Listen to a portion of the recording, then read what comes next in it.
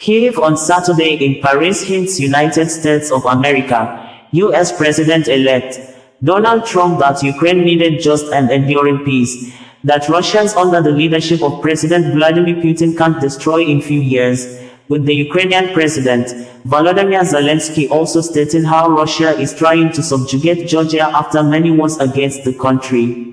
Zelenskyy stated this in a statement issued last Sunday, giving out brief report of the outcome from the meeting he had with the U.S. President-elect Donald Trump, French President Emmanuel Macron at the Élysée Palace during the Notre Dame Cathedral's reopening ceremony of the church building that caught fire in 2019. Yesterday, I visited President Emmanuel Macron at the Élysée Palace and had a good meeting with President Donald Trump.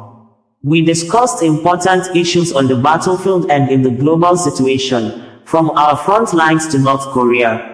I stated that we need a just and enduring peace, one that the Russians will not be able to destroy in a few years, as they have done repeatedly in the past. This is clear not only for our country and region. We see how Russia is now trying to subjugate Georgia after several wars against that country. Russia still does not want to ease its grip on Moldova. Now the Russians are retreating from Syria, but that does not mean they will not try to sow death there again. Russian military presence is also active in Africa, with the sole purpose of destabilization. Therefore, when we talk about effective peace with Russia, we must first and foremost talk about effective guarantees for peace. Ukrainians want peace more than anyone else. Russia brought war to our land, and it is Russia that most seeks to disrupt the possibility of peace. Updated data on Russian losses show over 750,000 casualties, including 198,000 killed and more than 550,000 wounded. Our people are defending their homes at the cost of their lives, and every life of our soldiers and our civilians is precious to us. Since the start of the full-scale war, Ukraine has lost 43,000 soldiers killed in action on the battlefield. There have been 370,000 cases of medical assistance for the wounded. It also needs to be mentioned that in our army approximately half of the soldiers wounded in action are later returning to the battlefield, and that our data also includes light or repeat injuries. One of the key distinctions between the Russian army and Ukraine's defense forces is the level of frontline medicine, which is significantly higher in our forces. We are deeply grateful to everyone who supports its development, saves our wounded in action, and facilitates their rehabilitation. Since September this year, Russia has been losing troops on the battlefield at a ratio of 5:1, or even 6:1, compared to us. They want to seize more land before global pressure on them becomes unbearable. Additionally, we must not forget our people in Russian captivity, thousands of both military personnel and civilians, some of whom have been held since 2014, when the occupation began. Since February 24, 2022, we have already managed to bring 3,935 of our people home, 3,767 soldiers and 168 civilians. But we must bring everyone back, and much work remains to be done. We must also establish the truth about all our people who are missing. We must also remember the Ukrainian children deported by Russia. Russians themselves admit that these abducted children number in the hundreds of thousands, dispersed across their territory. Returning them is the most challenging task.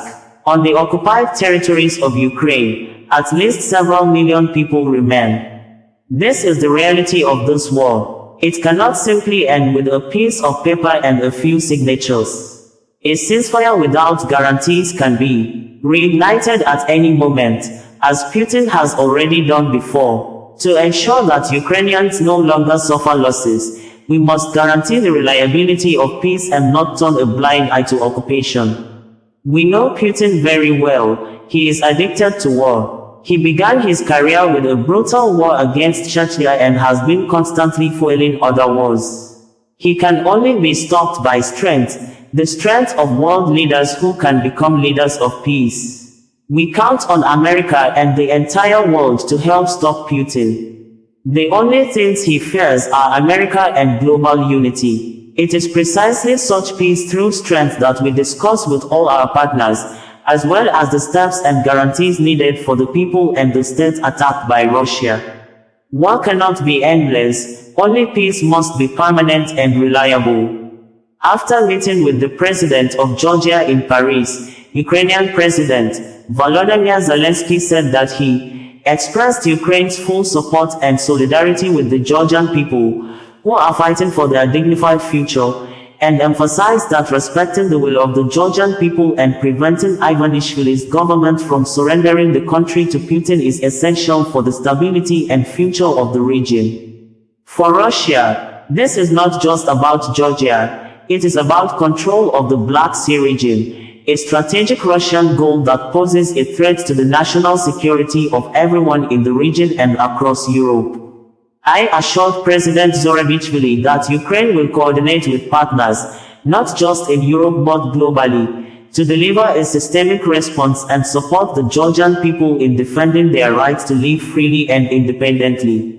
Reacting to last weekend attacks in Ukraine, Zelenskyy said, Russia's words mean nothing, but their bombs and missiles speak volumes. On the evening of St. Nicholas Day, aerial bombs in Zaporizhia hit a service station directly, cars with people inside.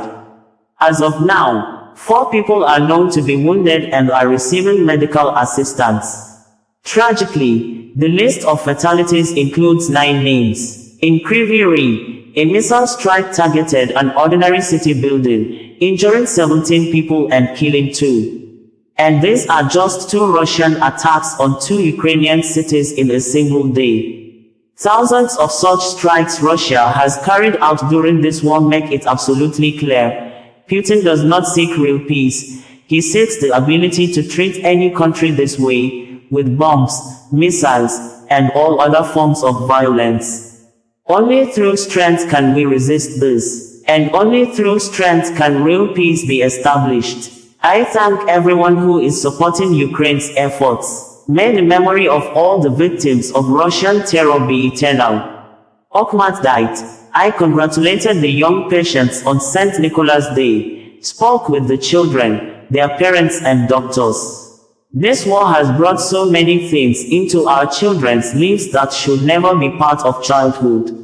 Yet, despite it all, they remain children, and we must do everything to ensure they have a happy and safe childhood. We are proud of our children and everyone who fights and works for their future.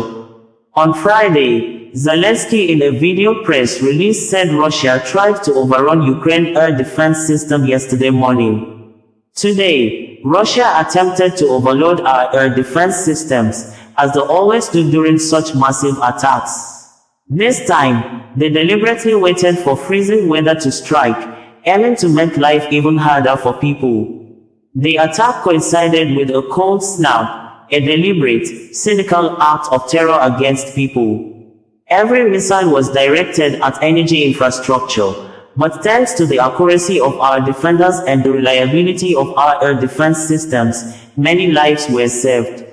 Each time Russia launches new strikes against our country, it underscores an objective need, steps that show Putin his terror will not succeed.